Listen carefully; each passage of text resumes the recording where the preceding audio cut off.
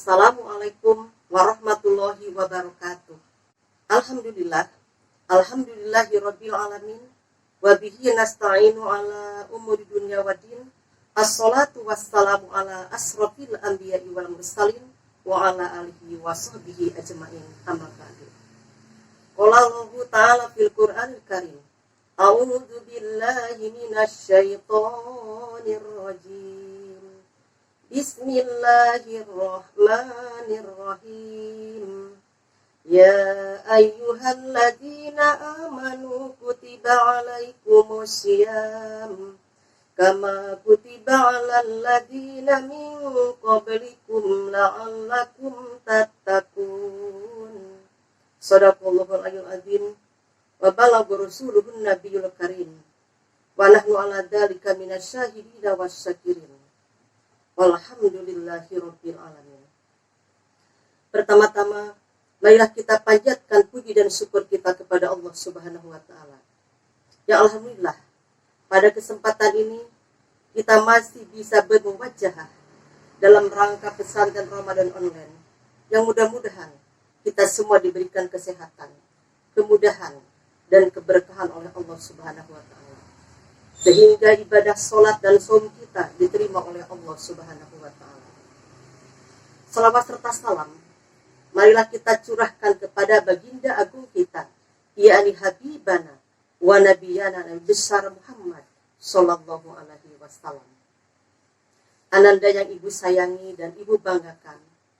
Sekian lama kita tak jumpa tatap muka ya nak. Gimana kabar semuanya nak? Mudah-mudahan kalian semua diberikan kesehatan dan keberkahan oleh Allah Subhanahu wa taala. Yang alhamdulillah pada hari ini kita jumpa kembali walaupun lewat media sosial. Nanda yang ibu banggakan, insya Allah pada kesempatan ini ibu akan menyampaikan satu buah pesan lewat satu buah hadis yang dimuat dalam kitab Duratun Nasihin halaman 8. Qala Rasulullah sallallahu alaihi wasallam, al-jannatu mustaqatun ila arba'ati nafarin. Talil Qur'an wa hafidhil lisan wa mut'imil ji'an was-shaimina fi sahri Ramadan. Hadis riwayat Abu Daud wa Tirmidzi dan Ibnu Abbas. Nanda, hadis ini menjelaskan bahwa surga rindu sama kita. Padahal sebaliknya, kita yang harus merindukan surga. Bukan surga yang merindukan kita. Nah, sebelum kita membahas yang 4 golongan yang dirindukan oleh surga, mari kita bahas dulu tentang surga. Surga adalah tempat di mana Allah ciptakan. Dan di sana tempat yang penuh dengan keindahan, penuh dengan kenikmatan dan kenyamanan. Tempat di mana suatu kebahagiaan yang kekal abadi yang disediakan oleh Allah untuk hamba-hamba yang taat kepadanya selama hidupnya di dunia. Setiap orang mendapatkan akan surga. Karena di sanalah segala kenikmatan Allah berikan kepada seluruh penghuni surga. Suatu kenikmatan yang tidak bisa tergambarkan oleh akal pikiran manusia. Namun, surga hanya Allah disediakan bagi hamba-hamba yang beriman dan bertakwa kepada Allah Subhanahu wa taala. Sebagaimana Allah firmankan di dalam hadis qudsinya, "A'dadtu libadiyas sholihin ma la ainun ra'at wala udhunun sami'at wala khatara ala qalbi bashar." Aku telah siapkan untuk hambaku yang soleh kenikmatan surga yang tidak pernah dilihat oleh mata kita, tidak pernah didengar oleh telinga kita, dan tidak pernah terbetik di dalam hati manusia sebagai simpanan baginya yang kita semua belum pernah melihatnya. Ananda yang ibu banggakan, banyak orang yang berharap merindukan surga. Namun di sisi lain, dalam suatu riwayat dijelaskan bahwanya surga merindukan terhadap penghuninya, yakni surga merindukan terhadap 4 golongan yang akan menjadi penghuninya kelak. Golongan yang mana yang dirindukan oleh surga? Berikut penjelasan 4 golongan yang dirindukan oleh surga. Yang pertama yang dirindukan oleh surga Nanda semuanya, yaitu talil Quran, yang artinya adalah orang yang senantiasa membaca Al-Quran. Ananda, Al-Quran adalah kalam Allah yang Allah wahyukan kepada Nabi Muhammad SAW untuk disampaikan kepada umatnya. Al-Quran merupakan pedoman hidup bagi umat muslim dan beribadah bagi setiap orang yang membacanya. Dari setiap huruf yang dibacakannya, Allah berikan 10 kebaikan. Bisa kalian bayangkan, jika kita membacanya 1 hari 1 juz, berapa kebaikan yang kita peroleh. Terlebih ketika kita memahaminya, terlebih apabila kita menghafalnya dan mengamalkan isinya, maka berapa pahala yang Allah limpahkan kepada kita. Namun tetap kuncinya adalah ikhlas karena Allah Subhanahu wa Ta'ala. Kemudian Al-Quran juga akan menjadi syafaat bagi para pembacanya. Sebagaimana Rasulullah SAW bersabda, Iqra'ul Qur'an fa innahu ya'ti yaumal qiyamati syafi'an li ashabi. Bacalah Al-Quran, karena sesungguhnya ia akan datang di hari kiamat memohonkan syafaat bagi orang-orang yang membacanya dengan tadabbur dan mengamalkannya. Hadis riwayat Muslim. Maka dengan demikian Anda berbanyaklah untuk membaca Al-Quran, paling tidak one day one ayat setiap harinya, supaya kita semua mendapatkan syafaat dari Allah Subhanahu wa Ta'ala. Yang kedua anak-anak yang dirindukan oleh surga yaitu wahafidil lisan, yang artinya orang yang selalu menjaga lisannya, orang yang selalu menjaga yaitu ucapannya. Ananda, ada 2 yang dapat mencelakakan manusia, yaitu yang berada di antara 2 bibir yaitu lidah, dan yang berada di antara 2 kaki yaitu kemaluan. Manusia sering terpleset oleh lidah atau lisannya, yang mengakibatkan sakit hati saudaranya. Bahkan dalam suatu syair mengatakan bahwasanya lidah itu lebih tajam daripada pedang. Hal ini saking berbahayanya lidah ketika kita tidak dapat menjaganya. Maka di sini pantas ketika orang yang dapat menjaga lisannya, dalam artian tidak pernah melukai hati saudaranya dengan lisannya, maka orang yang demikian telah dirindukan oleh surga. Nanda, mari kita jaga lisan dan ucapan kita dari hal-hal yang tidak baik. Daripada kita banyak berbicara yang tidak ada artinya, yang tidak ada gunanya, lebih baik kita diam. Yang ketiga Nanda, yang dirindukan oleh surga adalah wamut imil ji'an. Apa sih yang disebut dengan wamut imil ji'an?